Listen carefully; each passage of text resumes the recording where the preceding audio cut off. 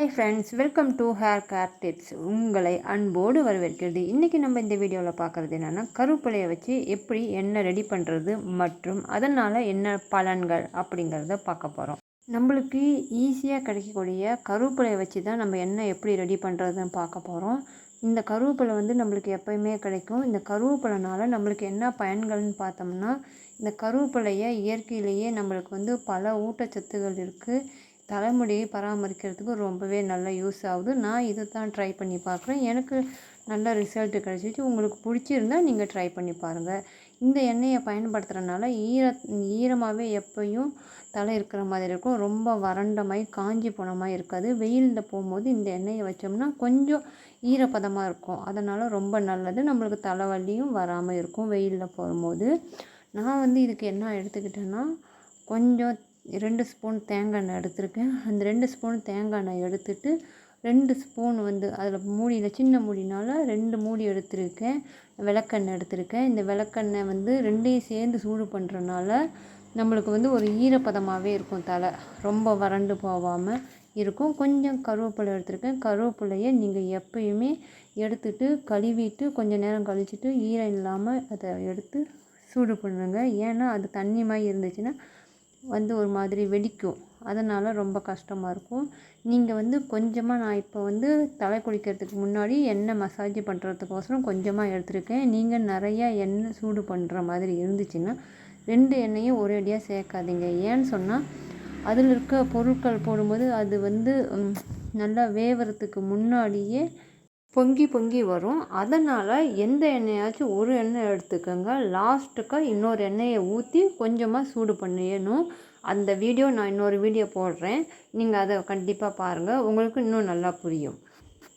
நம்ம எண்ணெய் சூடு பண்ணும்போது நம்ம கவனிக்க வேண்டியது என்னன்னா, எண்ணெயை எப்பயுமே சிம்மில் வச்சு நீங்கள் சூடு பண்ணுங்கள். ஏன்னு சொன்னால் அதிகமாக ஓவர் ஹீட்டு பண்ணாலும் அது என்னன்னு சொன்னால் முறிஞ்சி போயிடுச்சு எண்ணெய் அப்படிம்பாங்க பாருங்கள். அந்த மாதிரி டைப் ஆனிச்சுன்னா முடியும் கொட்டும் கண்டிப்பாக. கொஞ்சம் அனலில் சூடு பண்ணுற மாதிரி நீங்கள் சூடு பண்ணி எடுங்க.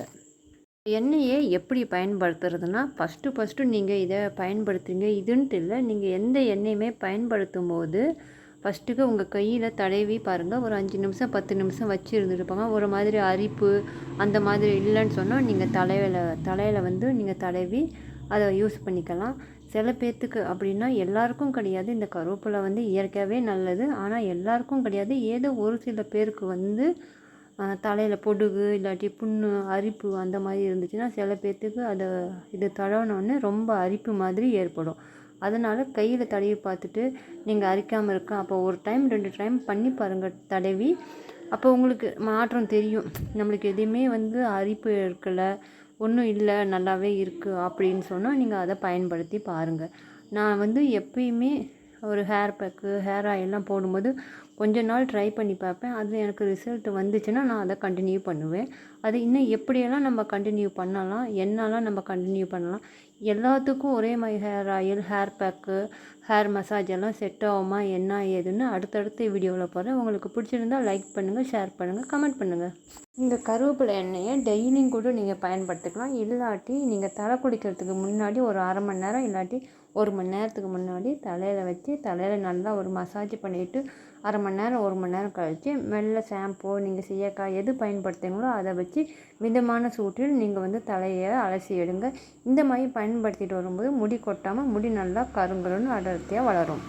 நான் அடுத்தது செம்பருத்தி இலையும் செம்பருத்தி பூவையும் வச்சு எப்படி ஹேர் பேக்கு போடுவேன், எந்த மாதிரி முறையில் நான் யூஸ் பண்ணுவேன் அப்படிங்கிறத அடுத்த வீடியோ போடுவேன். பிடிச்சிருந்தால் லைக் பண்ணுங்கள். எந்த மாதிரி முறையில் எண்ணெய் மசாஜ் பண்ணுறது, எந்த மாதிரி முறையில் நம்ம எண்ணெய் வச்சா நம்ம தலைமுடிக்கு நல்லா நேரடியாக போய் சேரும் அப்படிங்கிறது வீடியோ போட்டிருக்கேன். வீடியோவில் போய் பாருங்கள். பாப்பாவுடைய லாங் ஹேர் பிடிச்சிருந்தா கமெண்ட் பண்ணுங்கள். அது மட்டும் இல்லாமல் நான் நிறைய ஹேர் ஸ்டைல் வீடியோவும் போட்டிருக்கேன்.